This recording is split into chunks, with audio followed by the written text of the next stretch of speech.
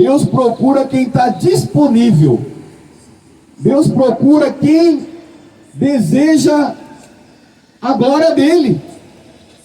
Muitos têm desejado muitas coisas que não engrandecem o nome de Deus. Mas aqueles que falam, eu não consigo fazer, eu tenho vergonha, eu sou tímido, não vão acreditar em mim, é esse que Deus quer. Por quê? Quando nós nos colocamos nessa posição, a glória dele é manifestada. Porque quando a pessoa acha que sabe, que consegue, que tem poder de persuadir, esse Deus não usa, porque esse é orgulhoso. E Deus resiste a orgulhosos. Deus vê a distância, mas ao humilde Ele acolhe. Ele trabalha, vai limpando, limpando, limpando. Por quê? Santificai corpo, alma e espírito. E só Deus pode fazer isso. Querido amado irmão e irmã que está ouvindo à distância, escute isso que Deus tem para nós. Lucas, capítulo 8, versículo de número 40. Lucas, capítulo 8, versículo 40. Vou pedir para minha filha dar uma rodeada aqui com a câmera. Amém? Bom dia. Quero ver todos esses irmãos. Os irmãos não ficam tristes, não. Vai postar no YouTube, amém? Irmãos, Lucas capítulo 8, no versículo de número 40. Aqui está um povo reunido em nome de Jesus. Povo que, pela misericórdia e a graça de Deus, rompeu com as barreiras das placas. E é isso que Jesus quer. Jesus quer um povo reunido no nome dele. Por quê? Todos nós precisamos de Jesus. Aqui estamos os irmãos da Deus e Amor, outros irmãos da igreja construtivamente de Jesus Cristo, que Jesus está construindo. Mas o que importa é a igreja? Não. O que importa é Jesus Cristo. A Ele toda a honra e toda a glória. Mas, meu irmão, você tem que estar em uma casa de oração cristocêntrica. Quer seja a Deus e Amor, quer seja a Assembleia, quer seja aquela que Deus colocar você para ir. O que importa é que essa igreja esteja no centro da vontade de Deus e sendo contribuída com o poder do Espírito Santo.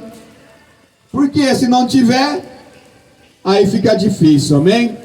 Porém, independente da placa, esteja reunido em Jesus Cristo, e é aqui que nós estamos. E busque estar na presença de Deus, amém? Diz o seguinte para nós, Lucas capítulo 8, no 40. Ao regressar Jesus à multidão, o recebeu com alegria, porque todos o estavam esperando. Eis que vê um homem chamado Jairo, que era chefe da sinagoga, e prostrando-se aos pés de Jesus, lhe suplicou que chegasse até a sua casa, pois tinha uma filha única, de uns 12 anos, que estava à morte. Você está vendo? Jairo, segundo alguns estudiosos, o nome dele pode ser Deus ilumina. Mas Jairo era um homem chefe de uma sinagoga ou de uma igreja, aonde ali a filha dele estava com uma questão que fugiu da capacidade da ciência daquela época e também do próprio Jairo, que era por exemplo, um pastor, um líder religioso, um homem que era chefe de uma igreja, mas que a filha dele estava enferma, e o detalhe é que ela estava à morte. Então essa enfermidade estava se agravando. E o que nós estamos vendo aqui? Quer você sirva a Deus, meu irmão, minha irmã, isso não impede de nós sofrermos algumas circunstâncias indesejadas. Isso não quer dizer que às vezes algum ente querido nosso não vai passar por uma situação que nós vamos orar, que nós vamos clamar, que nós vamos de repente até entrar num propósito de jejum, mas vai ter causas que é só a ação de Deus. Nós nos esforçamos, entregamos a vida a Jesus, estamos aqui fazendo a vontade dele, que ele diz: ide ao mundo e anunciai o evangelho. Então esta é a vontade de Deus, mas isso não quer dizer que de repente algum de nós não está passando aqui alguma dificuldade na vida, não está passando aqui uma situação que está de repente tentando entristecer ou esfriar a sua fé. Mas calma, meu irmão, nós vamos aprender com Jairo qual foi o posicionamento que ele teve, onde a misericórdia e a graça de Deus se manifestou. Então Jairo provavelmente era um chefe da sinagoga, mas ele permitiu que Jesus fosse ali pregar, porque assim, Jesus na caminhada dele, ele pregava nos templos, pregava nas ruas, nas praças, porque a vontade do Pai, ela não está somente entre quatro paredes, não, porque a vontade do Pai é salvar almas, e as almas às vezes estão nas quatro paredes, e a maioria delas estão no mundo, e é por isso que ele diz: ide ao mundo, anuncie o evangelho, porque é o evangelho que tem o poder de resgatar a pessoa de uma vida mundana, a pessoa de uma vida de morte, porque o mundo jaz no maligno, mas o evangelho sendo anunciado é uma terra fértil, é uma terra onde a pessoa deixa de roubar, deixa de matar, deixa de prostituir pelo poder do Espírito Santo. Por isso que a mensagem tem que ser pregada, por isso que o evangelho nunca pode deixar de ser pregado, até enquanto o Espírito Santo está na terra, porque quando ele for retirado, aí não tem mais jeito, porque nós não estamos aqui no nosso nome, não. Nós estamos aqui a todo momento clamando o nome de Jesus, pedindo para ele ser presente, pedindo para que o Espírito Santo venha nos ajudar, porque a nossa fé depende totalmente daquele que é invisível. Então nós cremos nesse Deus que é invisível. E Jairo teve o privilégio de ter um comportamento que vem nos ensinar. Olha a seguir, Lucas capítulo 8, no versículo de número 41. Eis que veio um homem chamado Jairo, que era chefe da sinagoga, e prostrando-se aos pés de Jesus. Glória a Deus. Você está vendo? O que é que faz a diferença na vida, quer seja de um líder espiritual, quer seja de uma pessoa simples? Meu irmão, o local mais seguro de toda a raça humana é aos pés de Jesus. Aleluia. Glória a Deus. Aos pés de Jesus, meu irmão, é o lugar mais alto que o homem e a mulher, que a alma tem que desejar. Então, este chefe, ele se despiu de toda a autoridade que ele tinha na sinagoga, de toda a autoridade que ele tinha no templo, porque diante da autoridade de Jesus, se nós queremos ter algo dos céus, é somente se prostrando. Muitos se prostram para o mundo e vai ter a recompensa do mundo, mas hoje eu e você está tendo a oportunidade, Glória a Deus. através do Evangelho de Jesus Cristo, e através dessas almas aqui reunidas, porque estamos reunidos em nome de Jesus, então é o nome de Jesus que começa a operar aqui neste local. Então nós cremos que nós nos prostrando a Jesus, ele começa, olha o seguinte, lhe suplicou que chegasse até a sua casa. Então primeiro se prostra para Jesus, e depois convida ele para entrar dentro da casa do coração. Glória a Deus. Você está entendendo? Se você e eu aprender a esse posicionamento que esse homem, chefe da sinagoga, vem nos ensinar, primeiro se prostra, reconhece tenha alegria, porque está dizendo aqui, que no 40, ao regressar Jesus, a multidão recebeu com alegria. Como é que você tem recebido essa mensagem? Como é que você tem recebido os hinos, os louvores? Você tem recebido com alegria? Eu vou frisar aqui porque eu me alegro, sim, viu, meu irmão? Quando eu vejo aquela moça motivando as pessoas a dançar, eu vejo tamanha alegria delas. Eu vejo a felicidade que elas estão. Agora imagine nós que servimos a um Deus vivo. Aleluia. Servimos a um Deus que tem nos resgatado do lamaçal do pecado, que tem dado graça para nós fazer a vontade dEle. Nós temos que nos alegrar.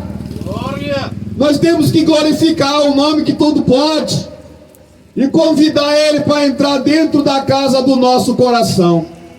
Porque quando Ele entra dentro da casa do nosso coração, olha que coisa linda. Presta aqui, minha irmã, chega aqui do lado, por favor. Olha aqui. Ele nos ama. Glória a Deus. E que Ele vem nos ensinar a amá-lo. E não amar só de boca, não. É amar com obras. Glória. Mas para amá-lo com obras, nós precisamos do Senhor Espírito Santo. Porque sem a tua presença nós não conseguimos fazer nada.